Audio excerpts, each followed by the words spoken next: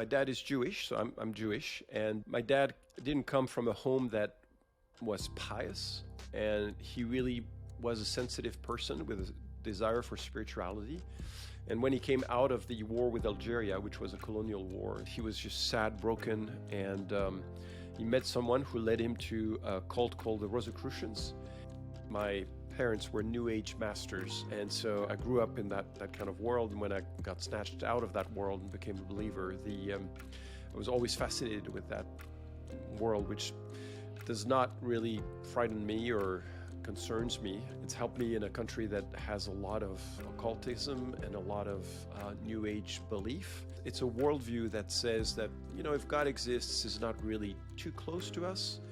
What we are most concerned about is the forces, good and evil, that actually weigh on our lives. And it can be mediated through the presence of spirits, the presence of ancestors. It's when I became a Christian, after the kind of honeymoon phase, that suddenly I started to have rather aggressive, weird visions that were blasphemous and voices that were screaming. And I thought that was odd that now that I was a believer, I was facing those kind of trials. So I realized that I had to acknowledge Christ's power and fend off these kind of things. James, says that if you submit yourself to God and if you resist the devil, he'll flee. And that's really what took place. Sometimes people, they don't want to study the issue of the occult because they're afraid or because they think, I'm a Christian, I want to touch this.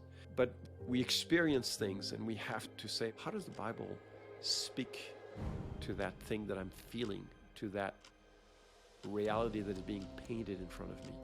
Is Satan playing a trick? Is my flesh playing a trick? And so I think we need to be conversant and aware of the occult because it has some proximity to the Christian worldview and can be, as such, very seductive and be a trap even to the Christians. And so I think it's a great topic to know, understand the worldview, understand what it seeks to do, and understand how the Bible and Christ really resolves that fully and provides a much better alternative.